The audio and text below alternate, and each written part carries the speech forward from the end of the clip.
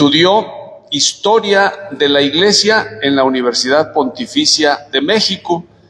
Tiene 3 años como capellán de coro en la Catedral Basílica de San Juan y también está prestando el servicio de cuidar el archivo histórico de esta diócesis. Así que con gran alegría y agradeciendo su presencia, pues le damos un aplauso al padre Jaime Fonseca, que nos va a compartir la conferencia La Sigualpilli, 400 años de presencia. Bienvenido, padre, gracias. Muy bien, pues buenas noches a todos. Gracias, señor cura, por invitarnos. Pues si gustan tomar asiento. Vamos a ver esta conferencia con algunos puntos. Primero, el contexto de la conquista. Para hablar de historia, de un acontecimiento, siempre hay que contextualizar para poder entender la situación de por qué sucedieron las cosas. Entonces, en un primer momento voy a hablarles de la conquista de México, en un segundo momento de la conquista que se dio en la región de los Altos, el tercer punto, la guerra del Mixtón, la llegada de la Virgen de San Juan y el milagro de la Virgen de San Juan. Es los apartaditos que vamos a ver.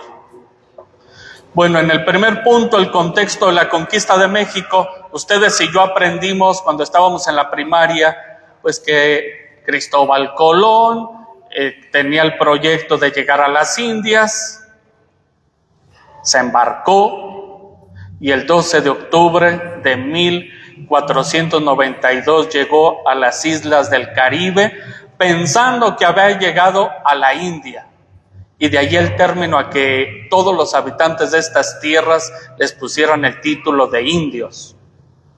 Pero pues Colón murió y nunca se enteró que no había llegado a la India, sino que había descubierto un continente que para el viejo mundo no se conocía, era inexistente. Después se empieza a conquistar y habitar, y vamos a partir de la isla La Española, hoy mejor conocida como Cuba. Un Diego de Velázquez, gobernador de la isla La Española, y un hombre joven, Hernán Cortés, ávido de poder y deseos de fama. Cuenta la historia oficial que ustedes y nosotros aprendimos que antes de que Cortés llegara a lo que hoy es México, había habido ya otras expediciones. En 1517, Francisco Hernández de Córdoba había salido de Cuba, hoy Cuba, en ese tiempo la isla La Española, y llegó a lo que es la península de Yucatán. Y se regresó. Después, Juan de Grijalva, en 1518, hace el mismo recorrido que el otro español, llega y le da alrededor de la península de Yucatán y se regresa. Pero para 1519, Cortés comienza a preparar una expedición. El gobernador Diego de Velázquez no le autorizó nunca haber salido de Cuba. Y él, sin consultarlo y sin luz verde, comienza su expedición hacia estas tierras. Llega a la isla de Cozumel. Hago un paréntesis, se dice en la historia oficial que en el año de 1511 ya había habido también una expedición antes de la de Hernández y de Grijalva, y habían naufragado, y entonces en ese naufragio encontramos a un Jerónimo de Aguilar, un fraile que estaba en la isla de Cozumel y que ya había aprendido a hablar maya.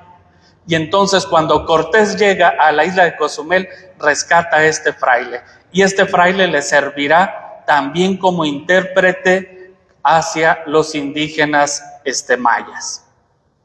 Comienza después de Cozumel, le da toda la vuelta a la península de Yucatán, se les comienza a acabar el agua, llegan a Zempoala, la región ahí de Tabasco, desembarcan y los indígenas los atacan. Cortés lucha contra los indígenas y gana la guerra. Y como recompensa o premio, le dan 20 esclavas y entre ellas iba una famosa, la Malinche, que también servirá de intérprete a Cortés. Y esta mujer, según la historia, dice que tenía origen náhuatl, era de la nobleza náhuatl. Por alguna situación llegó como esclava de los mayas. Eso ya la historia nos irá desdeñando en su momento y dirá por qué situación esta mujer llamada Malinche llegó como esclava a la península de Yucatán y con los mayas. Se la regalan entonces a Cortés y esta mujer le dice que en aquel centro de aquel vasto territorio hay un imperio poderoso, los mexicas o los aztecas, y que la capital es una hermosa ciudad que está sobre el agua, la Gran Tenochtitlan. Cortés se sube a su barco, comienza la navegación y el 21 de abril de 1519 desembarca en lo que hoy es Veracruz. Cortés, antes de llegar a la isla de la Española, cuando estaba en España, había estudiado leyes en Salamanca. Entonces era erudito en cuestiones jurídicas. Llega a Veracruz y lo primero que hace es fundar un ayuntamiento. El primer ayuntamiento que está en el continente americano. ¿Cuál era la finalidad de hacer este ayuntamiento? Fácil, que como había salido de Cuba sin la autorización del gobernador, una vez establecido ya un ayuntamiento en estas nuevas tierras, el gobernador Diego de Velázquez no tenía ninguna autoridad y ninguna injerencia sobre él. O sea, con mucha astucia lo hizo porque sabía que el gobernador podía remitir contra él.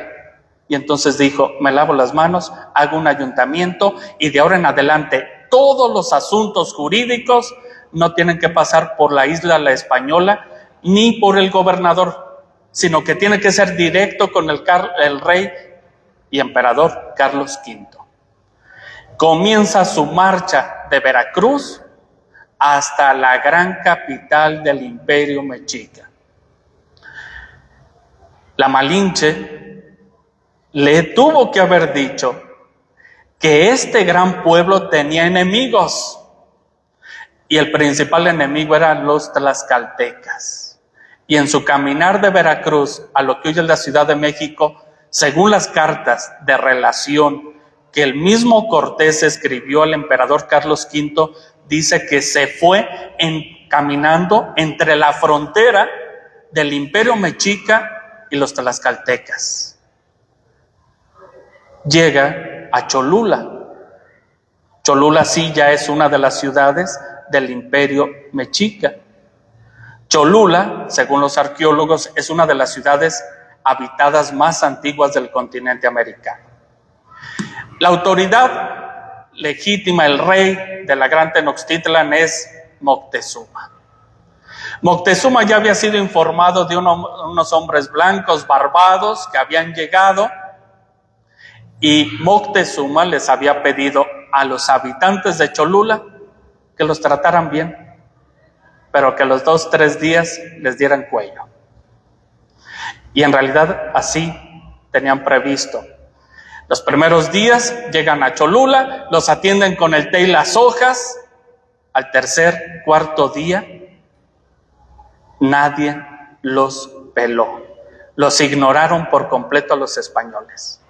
Y entonces Cortés astutamente dijo, de primero nos trataban como si fuéramos dioses y ahora somos indiferentes, algo traman. Y entonces al plan que tenían los indígenas se les adelantó Cortés. Hizo una gran matanza en Cholula, él, antes de que ellos levantaran sus lanzas contra los conquistadores. Y mató a gran parte de la nobleza de Cholula. De Cholula avanza hacia la ciudad de Tenochtitlan, hoy que está de moda y popularidad del Popo, por todo lo que está haciendo, pues entre el Popo y el Iztaccíhuatl hay una zona geográfica que se le llama el Paso de Cortés, porque efectivamente por allí pasó de Cholula a la ciudad de lo que hoy es la Ciudad de México. Y desde ese Paso de Cortés, que hoy conocemos, vislumbró la ciudad de Tenochtitlan. Dice las cartas de relación que escribió, nuevamente les digo, que escribió Cortés al emperador, que llegando a una de las calzadas de la ciudad de Tenochtitlan, salió Moctezuma a recibirlo. Todo el glamour, toda aquella solemnidad para encontrarse con aquellos hombres blancos. Moctezuma le da algunos obsequios y Cortés también le da ropa, mientras que Moctezuma le regala alhajas, cosas de oro, porque eso era lo que ambicionaban, pues les dieron en su pata lo que ellos deseaban. Moctezuma recibe amablemente a los huéspedes en su palacio, pero sucede que le notifican que en Veracruz ha llegado Pánfilo de Narváez con un ejército para tomarlo preso y llevarlo ante el gobernador de Cuba. ¿Qué hace Cortés? Deja a Pedro de Alvarado como encargado de algún grupo de soldados en Tenochtitlan y él se regresa para caer de sorpresa a Pánfilo de Narváez. En Veracruz les llega de sorpresa y hace que todos los soldados de Pánfilo de Narváez se unan a su proyecto de conquista. No hubo regreso de él ni de Pánfilo de Narváez a la isla de la Española. Y mientras él estaba convenciendo a Pánfilo de Narváez y a sus soldados, en el Templo Mayor, que está a un costado de la Catedral Metropolitana de México, se realizaban las fiestas al dios Huitzilopochtli. Los sacrificios humanos, como era costumbre, y Pedro de Alvarado mató a muchos indígenas que estaban en las festividades al dios Huitzilopochtli. Eso provocó que los habitantes de Tenochtitlan se enfurecieran contra los hombres blancos. Cuando llega Cortés con más soldados, porque ya los había convencido a Pánfilo de Narváez y a sus seguidores, descubre que en la ciudad de Tenochtitlan hay un ambiente hostil hacia ellos. No los quieren, por haber matado a aquellos indígenas que estaban en el Templo Mayor. Y entonces Moctezuma, cuenta la historia oficial, sale a la azotea de su palacio a apaciguar a sus súbditos y de una pedrada le pegan en la cabeza y colgó los tenis. Y entonces aparece aquella historia que nos aprendimos en historia, la noche triste. Cortés tuvo que salir por otra de las calzadas de la ciudad, por la calzada de Tacuba, hasta llorar en aquel árbol la pérdida y la derrota de tantos soldados aquella noche.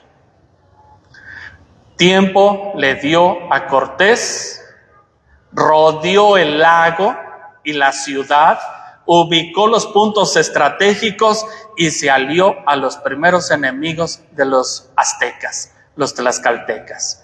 Y el 13 de agosto de 1521, aquella ciudad tan hermosa que cuentan en sus cartas Cortés fue tomada y destruida.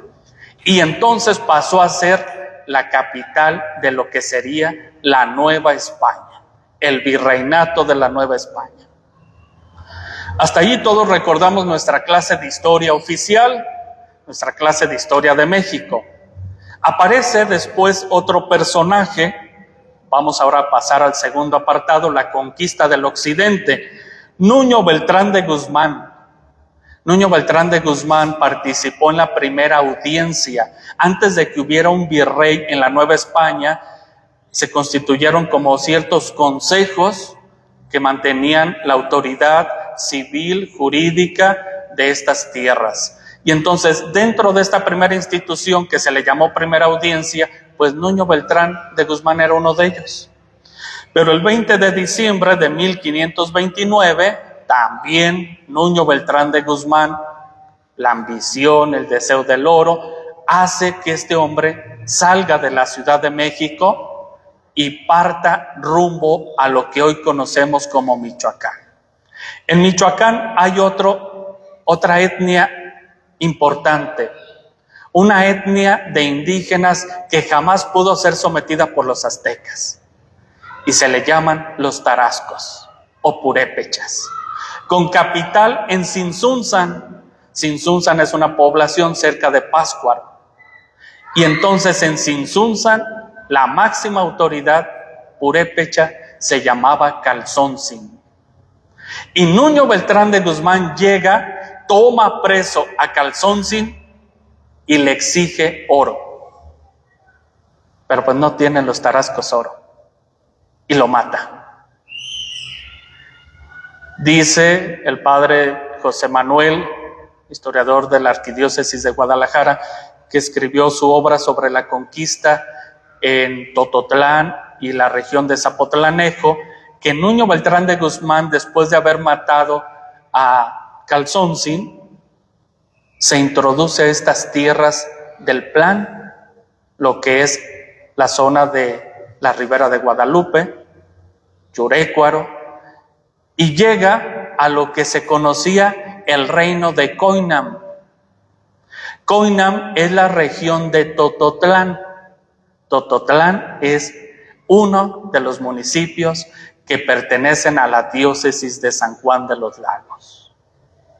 Y entonces dice el historiador que Nuño Beltrán de Guzmán, cuando llega a la región de Coinam, aquellos pueblos indígenas estaban desolados.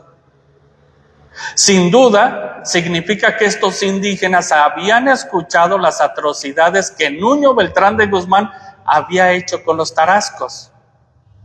Padre, ¿qué relación tenían los tarascos con los indígenas de esta zona? Fácil. A Totonilco, su mito fundacional es que la hija de Calzontzin, Tzintzintli, estaba enferma, y entonces los curanderos o brujos de la tribu le dijeron que se tenía que bañar en un lugar de agua termal. Y Atotonilco significa Atlecuilco en náhuatl o tarasco, y significa lugar de agua hirviendo. Entonces hay una zona de Atotonilco, efectivamente se llama agua caliente, brota el agua y está hirviendo el agua. Según ese es el mito fundacional de Atotonilco el Alto. Entonces los indígenas de esa zona tenían cierta relación con los tarascos, y ellos tuvieron que saber lo que le había pasado a Calzontzin. Y entonces cuando llega Nuño Beltrán de Guzmán a la región de Tototlán, los indígenas lo que hicieron fue huir y dejar sus centros ceremoniales o sus chozas, sus cabañas, el lugar donde vivían. Se establece 2-3 días en Coinam. Había maíz, abundante alimento, se abastecen de alimentos, le dan de comer a los pocos caballos y caminan rumbo a lo que hoy es Zapotlanejo y Matatlán.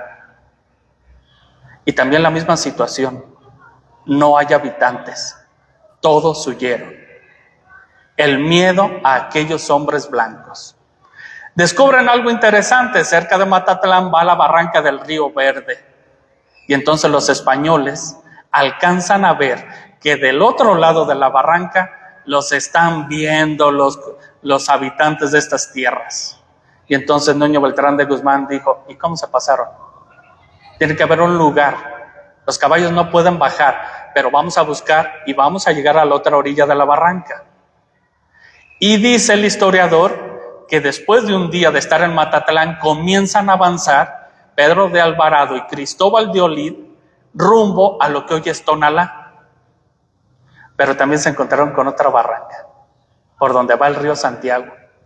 Y entonces van de regreso otra vez a Matatlán, a lo que es Zapotlanejo. Y de ahí comienza el recorrido hacia esta zona, Acatic, Mezcala, lo que hoy es Tepatitlán, costeando lo que es la barranca del Río Verde. Y así se comienzan a meter los españoles a estas tierras que hoy conocemos como los Altos de Jalisco. En Nochistlán, Zacatecas, es la primera Guadalajara. Y en el año de 1532 se hace esta fundación de esta ciudad, o de esta villa, de este pueblo. Es importante Nochistlán, Zacatecas, para nuestra región por lo siguiente. Pues ahí va a ocurrir una batalla, una guerra, la famosa Guerra del Mixtón. ¿Quiénes habitaban estas tierras? Indígenas cascanes, tepehuanes. Hasta ahí es lo que sabemos. Más al norte están los de Zacatecas, más al norte están los rarámuris, y bueno, muchas etnias. A esto se le conoce como Aridoamérica, a esta región. Famosos indígenas chichimecas, guerrilleros, nómadas, belicosos. Y entonces por eso los españoles tienen que, de acuerdo a cómo van avanzando en la conquista y en las expediciones, tienen que ir haciendo fundaciones de pueblos o villas. Y por eso se funda Nochistlán, Zacatecas. El asunto es que los españoles se les dio una encomienda y aparecieron los encomenderos. Este era un sistema que la corona había establecido para que cada español tuviera a 10 o más indígenas, no como esclavos, sino que los tenía que formar en la fe, educarlos, cristianizarlos, supuestamente humanizarlos, hacerlos sociables, porque para los españoles a lo mejor no eran seres racionales. El asunto es que esas famosas encomiendas, que en un primer momento posiblemente tenía una finalidad buena, pues los españoles comenzaron a abusar y gracias, perdón por el decir gracias, pero gracias a esta institución los comenzaron a esclavizar. Y no los humanizaron, y no los evangelizaron, sino que se empezaron a aprovechar de los indígenas. Y entonces, viendo esta situación de sometimiento y esclavitud, los cascanes y los habitantes de estas regiones hacen una confederación, se unen bajo el mando de un líder que se llama Tenamaxtli, y que él va a provocar que haya ciertos levantamientos en estas zonas, sobre todo Jalpa, Juchipila y Nochistlán, Zacatecas, en contra de los españoles.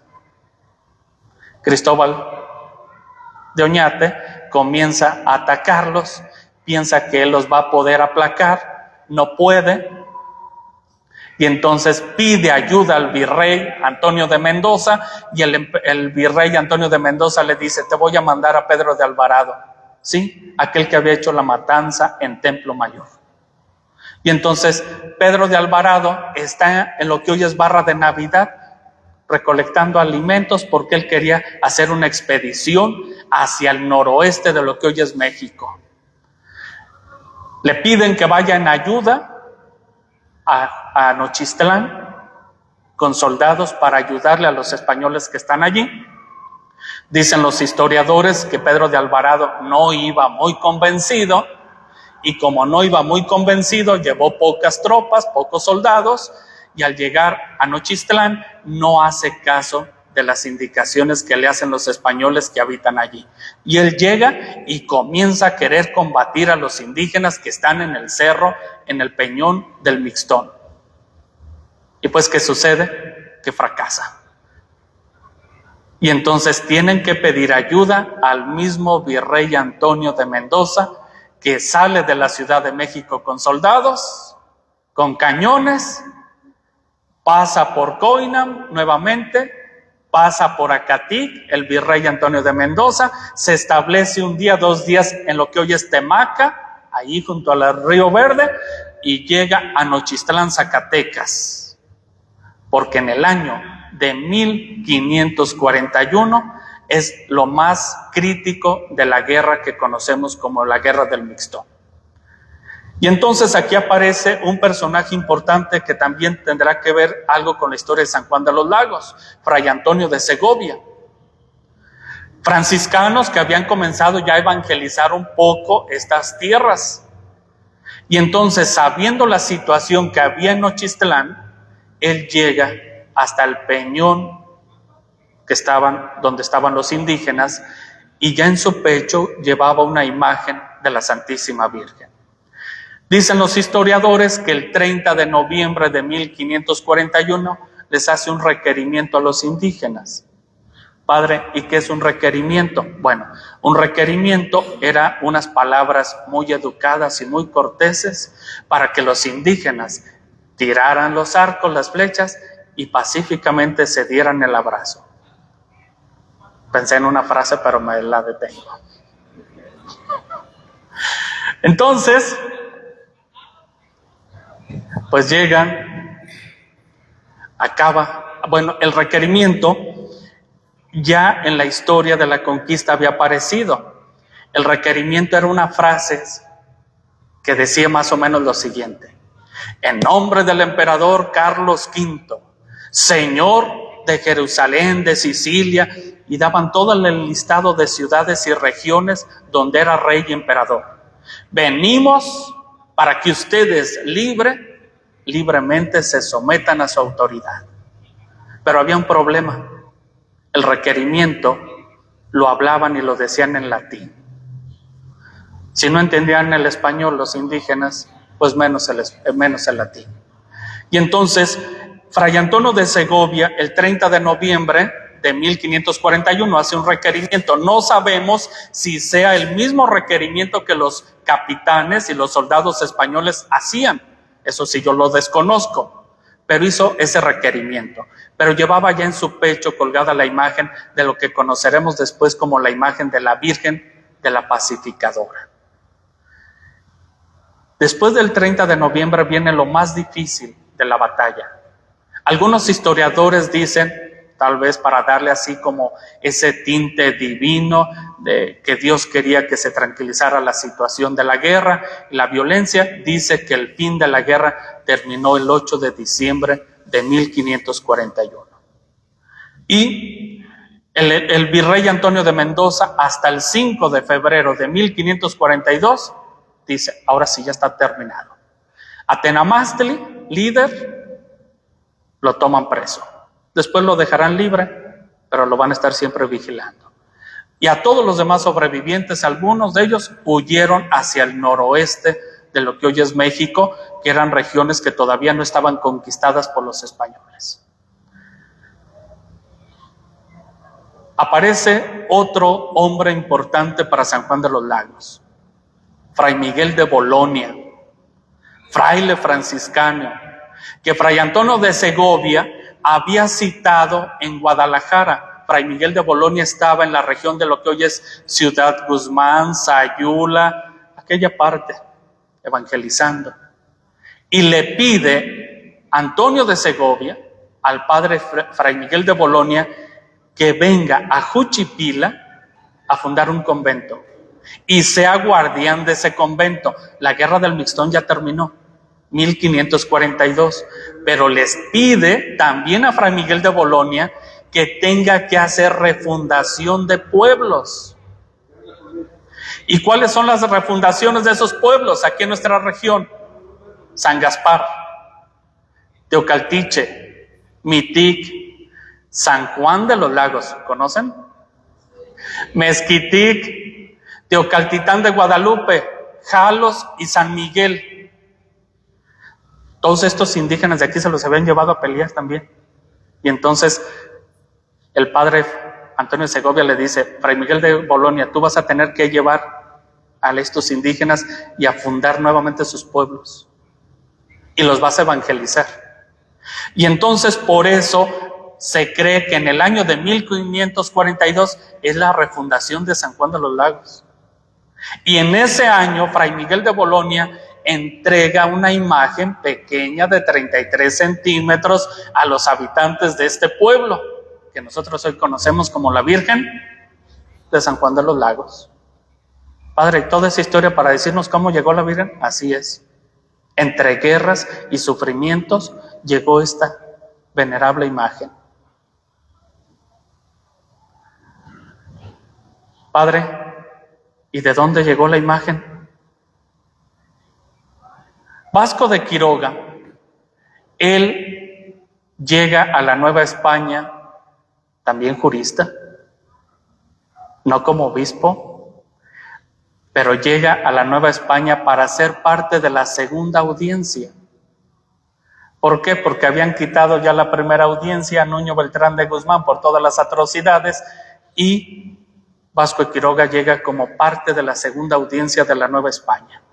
Pero luego después lo hacen primer obispo de Tzintzuntzan. ¿Capital de dónde? De los Tarascos. Que después él cambiará la sede a Pátzcuaro, Michoacán. Y entonces Vasco de Quiroga, en su humanismo, crea la utopía basada de la utopía de Tomás Moro, Santo Tomás Moro, y entonces crea los pueblos hospitales. ¿Cuál era la idea de un pueblo hospital? ¿Han visto la película de La Misión?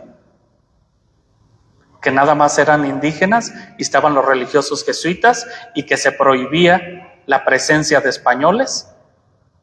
Se los recomiendo que busquen esa película de La Misión y la vean. Algo similar son los pueblos hospitales. Son pueblos para indígenas donde ningún español tiene que vivir. ¿Por qué? Por la mala conducta de los españoles. Porque van a dar mal testimonio y el proceso evangelizador va a retroceder y en vez de pacificar, los va a hacer más rebeldes. Y entonces Vasco de Quiroga, en la utopía de Tomás Moro, dice, vamos a hacer esos pueblos hospitales para que puedan vivir con dignidad los habitantes de estas tierras. Pero luego también a Vasco de Quiroga se le ocurrió que cada pueblo de la región lacustre, de allí de Pátzcuaro, tuviera un oficio. Quienes han viajado a Pátzcuaro, cerca de Pátzcuaro está Santa Clara del Cobre. Y entonces cada pueblito tenía un oficio especial. De tal manera que el comercio se diera entre ellos. Tú haces bateas de madera, pero yo trabajo el cobre, entonces yo te lo cambio. Y hacían comercio. Bueno, la Virgen de San Juan, la Virgen de Zapopan y la Virgen de Tala salió del taller, se cree, de Matías de la Cerda. ¿Quién era Matías de la Cerda? Un español que había llegado a la Nueva España, que era escultor, llegó a Pátzcuaro. Mi teoría y mi idea es que porque tal vez también Vasco de Quiroga quiso enseñarles un arte a los indígenas. Porque en Pátzcuaro es donde se usa la técnica de hacer imágenes, cristos y imágenes de la Virgen con pasta de caña. Y así llegó la Virgen de San Juan a esta región y de allí viene la Virgen de San Juan.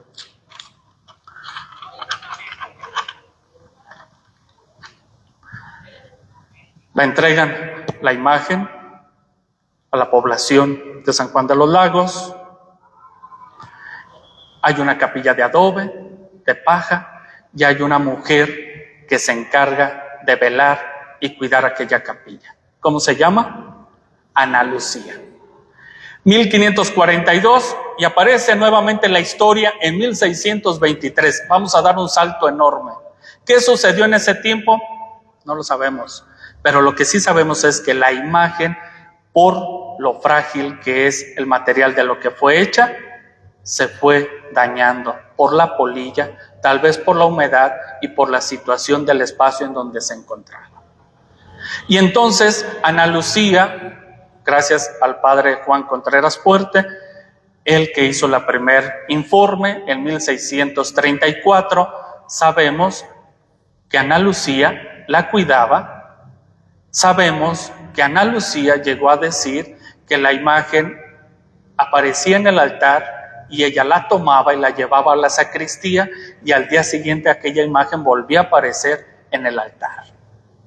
Nosotros mencionamos y decimos que fue el primer milagro aquel ocurrido en el año de 1623, cuando aquella familia que venía de San Luis Potosí y que iba a Guadalajara, capital de la Nueva Galicia, pasó por esta población, y al hacer un acto circense, una de las hijas, la hija más pequeña, murió.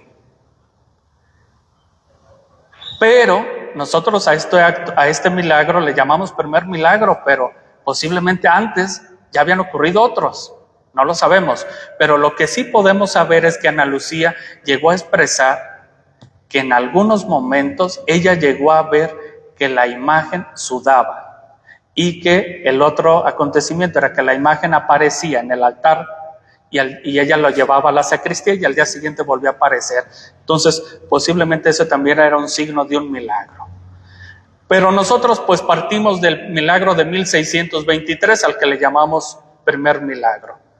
Dice el informe que hizo Juan Contreras que Ana Lucía, viendo el dolor de la mamá de aquella niña que ya estaba amortajada y preparada para darle cristiana sepultura, ella recordó a la Sigualpili, y entonces tomó la imagen de la Sigualpili y la colocó sobre el pecho de aquella niña, y al rato comenzó a bullirse y le comienzan a quitar la mortaja y la niña se abrazó de la imagen.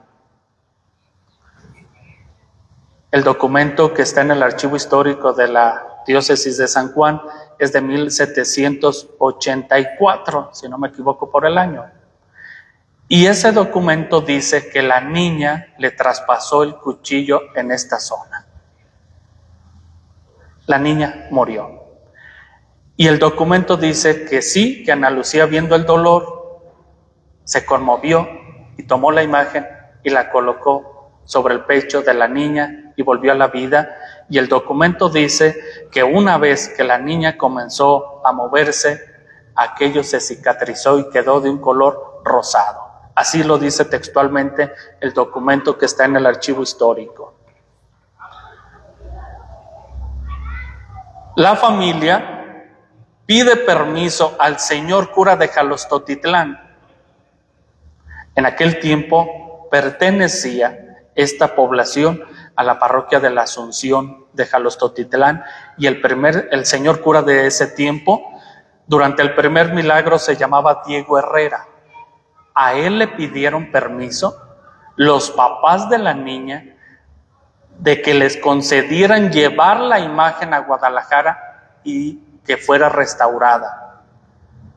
El mismo documento que está en el archivo histórico dice que al llegar a Guadalajara se presentaron dos jóvenes allí en el mesón donde habían llegado, diciendo que restauraban imágenes, sin saber cuál era el motivo de aquellos peregrinos que habían llegado a ese mesón. Y le entregan la imagen, y a los pocos días se la entregan, ya utiliza una palabra, remozada, algo así. Se me va ahorita el término, estoy queriendo buscar las palabras más concretas según dice el documento. Bueno, les entregan la imagen ya restaurada. Y es el único documento que dice y se atreve a decir que uno de los jóvenes se llamaba Gabriel. Y el otro, no recuerdo el nombre, pero sí lo especifica ese documento que está allí en el archivo. Diego de Cervantes es el siguiente párroco de Jalos, cuando en 1634 el señor obispo de Guadalajara, Leonel Cervantes, pide a Francisco, se me va el nombre, el que hizo el primer informe, el nombre, Juan Contreras.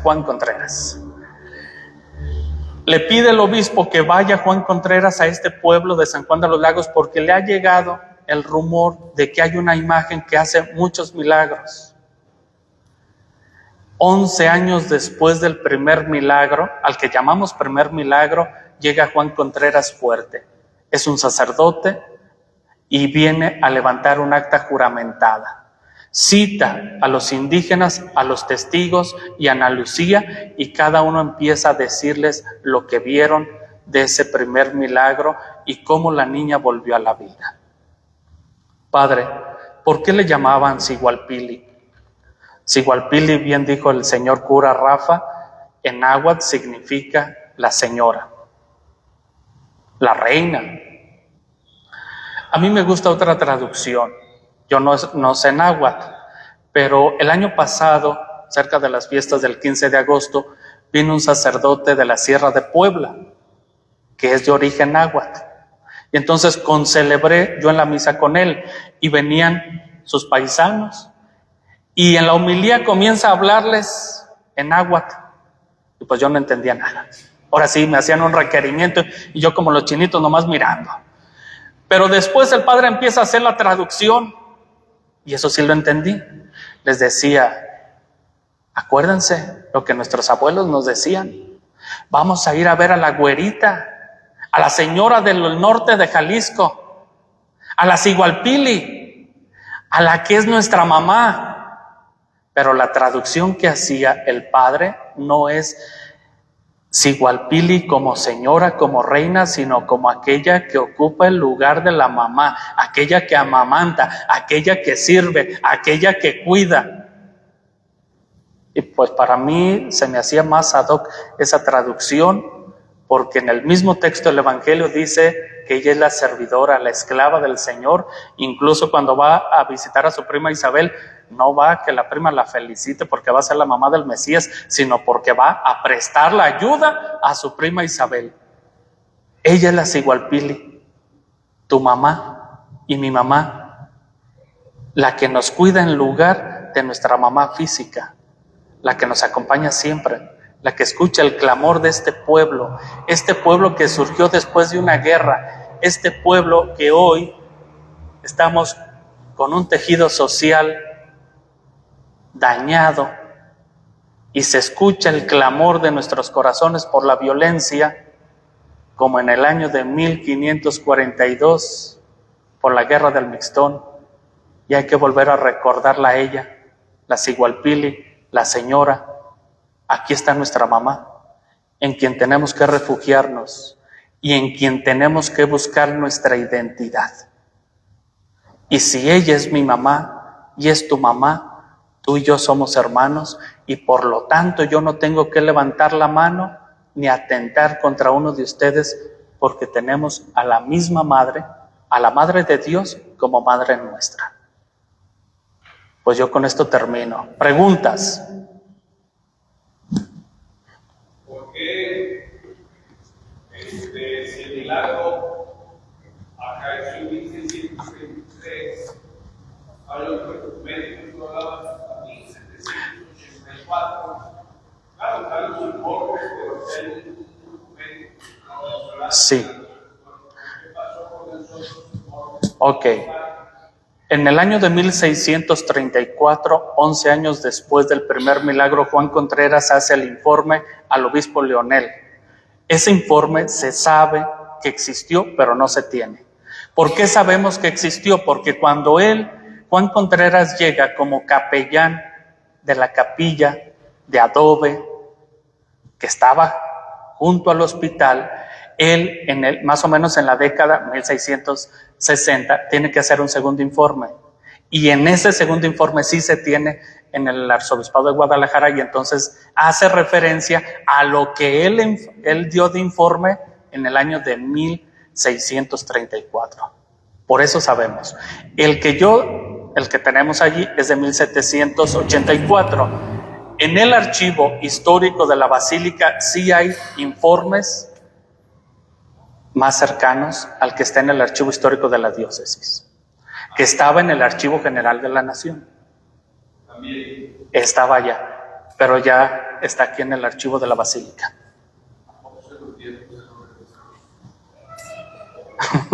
Sí, pero sí hay informes de ese siglo, ¿sí? El que tenemos nosotros es de un siglo de más de 100 años, después del primer milagro. Padre, una pregunta. Habla del archivo histórico de la Catedral Basílica. En la actualidad, ¿han sucedido milagros en la era moderna? ¿Se están documentando? ¿Cuál es el requisito para quien vive un milagro? Mira, yo trabajo en el archivo, primero contextualizo, yo me encargo del archivo histórico de la diócesis. Quien se encarga del archivo de la Basílica es el canónigo Jaime Gutiérrez. Todos los días ocurren milagros. Somos testigos muchos de los que estamos allí. Yo creo que el hecho de la conversión y de la confesión ya es un milagro, patente de todos los días, porque muchas almas vuelven a recibir la gracia.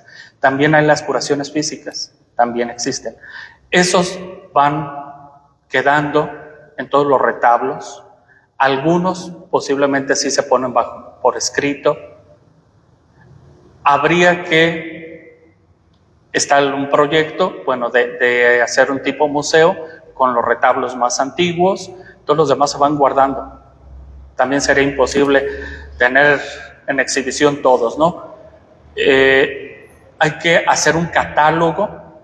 Eso ya algún padre por ahí yo le sugerí, que fuera haciendo un catálogo de todos los retablos que él tiene para tener un libro, una constancia, y pues que quede para el patrimonio y el testimonio de fe de muchos sanjuanenses y de muchos católicos en México. Muchas gracias. Señor cura. Una pregunta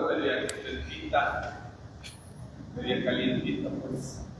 Si los sanjuanenses que son oriundos de este lugar, que vemos muchos que somos de fuera, valoran esta presencia en sí misma por la fe, o se ha convertido este lugar en un lugar de comercio. ¿Qué tanto los sanjuanenses valoran este acontecimiento? Es un acontecimiento histórico. Tú lo que miras, pues, porque habrá muchas percepciones, muchas opiniones, y muchos venimos de fuera, pero somos de esta diócesis. Bueno,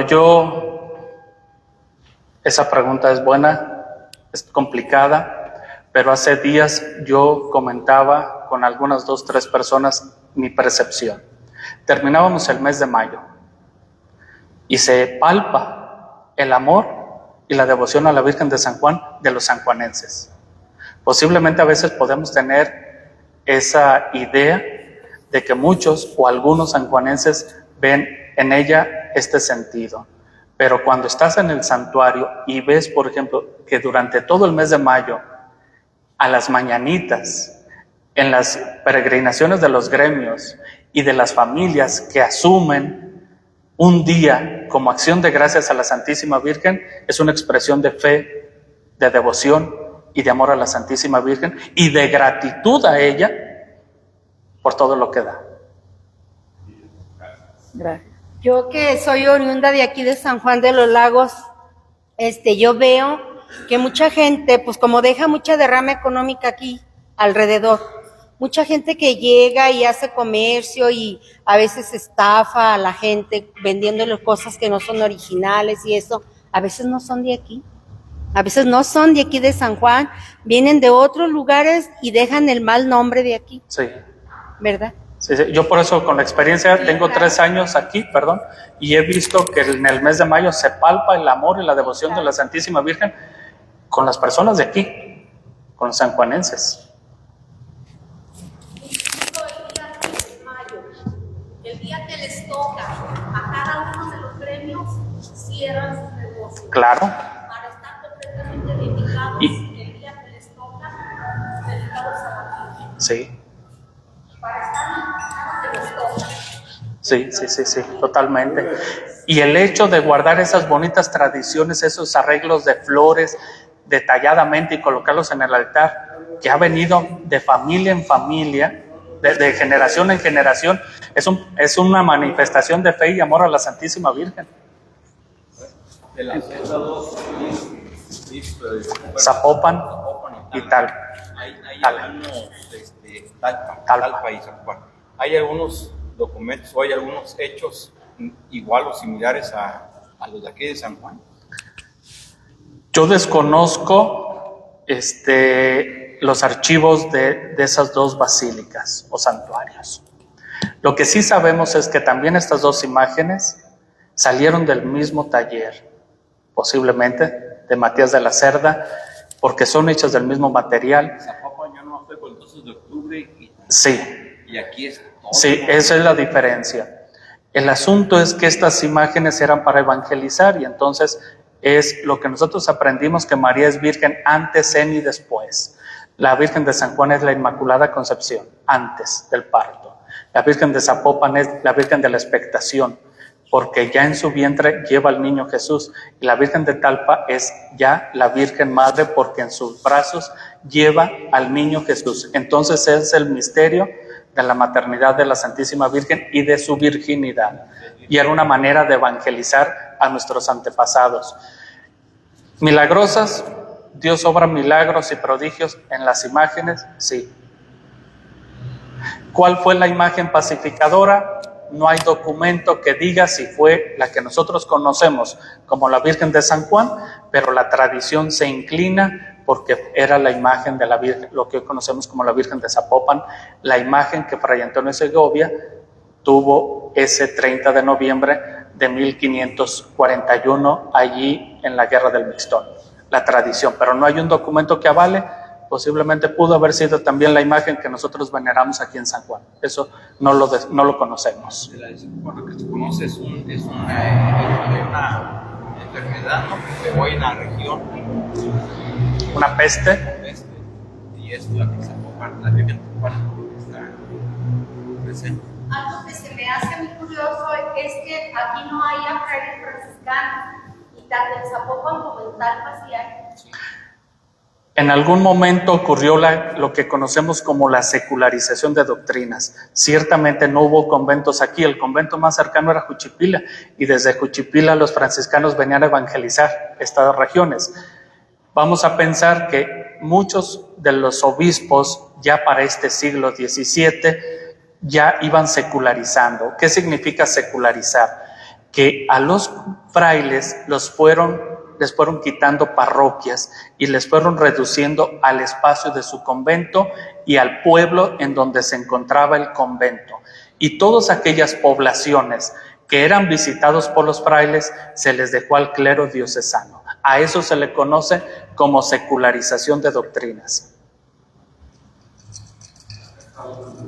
Perdón.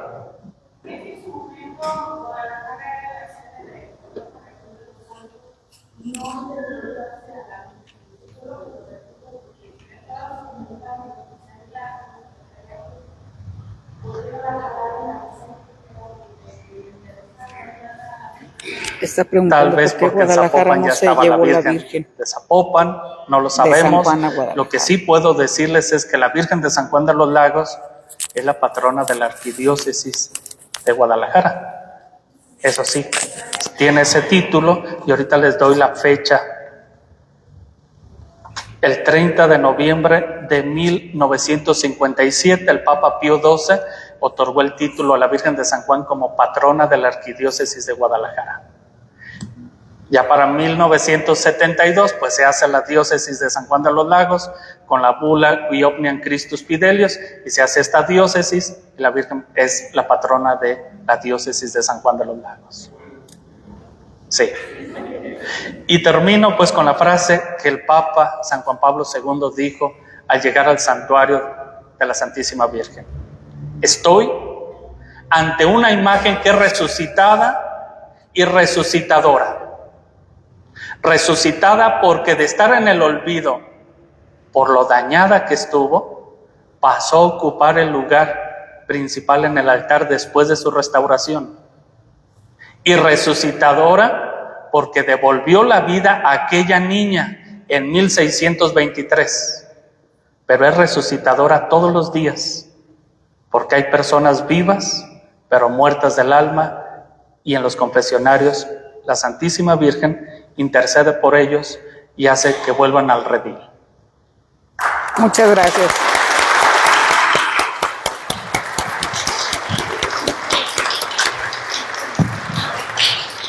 El aplauso fuerte para el padre, hombre. Gracias.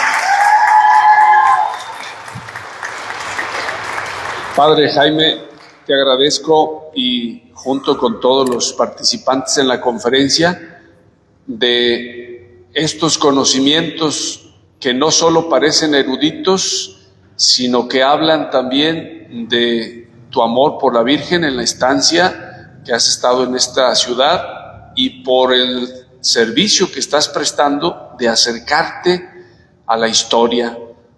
Yo con tristeza digo, pues me hubiera gustado que este templo estuviera lleno, pero pues la devoción a la Virgen se manifiesta de muchas maneras, algunos en las peregrinaciones, otros solo la imagen, otros el rezo del rosario, pero qué interesante es revivir en la mente y el corazón la historia, porque la historia pues nos va devolviendo el sentido más profundo de nuestra identidad, de nuestra devoción y de pues, realmente lo grandioso que es este acontecimiento de la presencia. Sin embargo, aunque no estamos todos los que quisiéramos, realmente veo que hay mucho interés y que este acontecimiento, y como nos has narrado, pues realmente nos ha dejado una semilla que aumenta nuestra devoción. O sea, a nombre de esta parroquia, muchísimas gracias, Padre Jaime. Muchas gracias.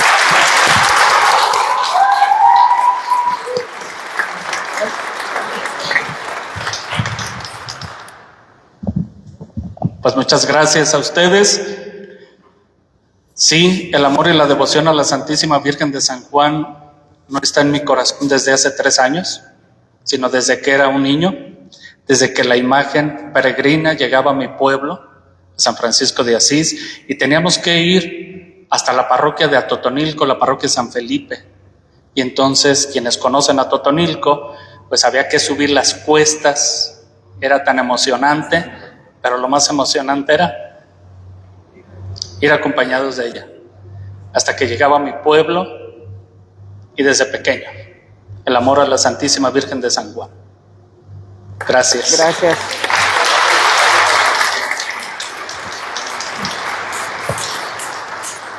Señor esté con ustedes. Y con tu espíritu. La bendición de Dios Todopoderoso, Padre, Hijo y Espíritu Santo, descienda y permanezca en ustedes. Amén. Que Dios los bendiga. Muchas gracias. Gracias, Padre. Allá está la señorita Choncha. Tiene por ahí unos libros. Si alguien tiene interés, acercarse y ver algunos libros que el canónigo Jaime Gutiérrez ha escrito, él trabajando los informes y los archivos de la Basílica, pues ha escrito algunas obras interesantes que todo sanjuanense debe de conocer. Gracias por su presencia. Que Dios los bendiga.